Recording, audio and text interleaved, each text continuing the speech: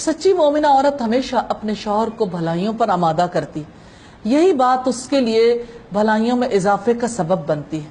اور اس بارے میں ام دہدہ کا نام بڑا روشن ہے، جنہوں نے اپنے شوہر کو انفاق فی سبیل اللہ پر بہت زیادہ ابھارا تھا اور کس طرح سے ان کی نیکی میں ان کا بھرپور ساتھ دیا تھا۔ ہوا یہ کہ ابو دہدہ نے اللہ کے رسول صلی اللہ علیہ وسلم کے ہاتھ پر اپنا باغ اللہ کو قرضے میں دے دیا، یعنی اللہ کی راہ میں خیرات کر دیا۔ اس باغ میں ان کا گھر بھی تھا، اس باغ میں ٹھنڈے پانی کا کنواں بھی تھا، میٹھے پانی کا کنواں تھا۔ ابو دہدہ نے جب یہ باغ دے دیا تو باہر ہی سے آ کے پکارا کہ ام دہدہ باہر آ جاؤ، کہ میں نے یہ باغ اللہ کو قرضے میں دے دیا۔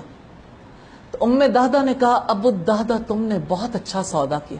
اپنے آپ کو ایک لمحے کے لیے ام دہدہ کی جگہ پہ رکھ کے دیکھ لیجئے کہ زندگی کا کل سرمایہ، کل پونجی شوہر اس کا فیصلہ کر کے آ جائے اور اس کے لیے خاموشی اختیار کرنا شاید یہ تو ممکن ہو جائے، لیکن بڑھ کر یہ کہنا کہ بڑا اچھا سودا کیا، یہ بڑے دل جگرے کی بات ہے۔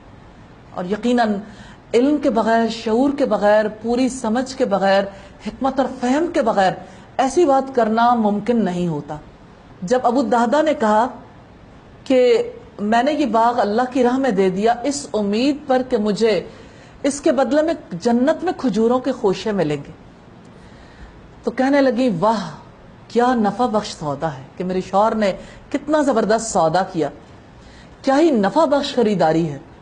رسول اللہ نے اس واقعے پر ارشاد فرمایا ابو دہدہ کے لیے جنت میں کتنے ہی زیادہ خوش ہیں، یعنی جتنا کچھ اس نے دیا اس سے کئی گنا زیادہ۔ آپ صلی اللہ علیہ وسلم نے یہ فقرہ بار بار دہرایا۔ ابن حبان، مسند احمد اور مستدرک حاکم کی روایت۔ 16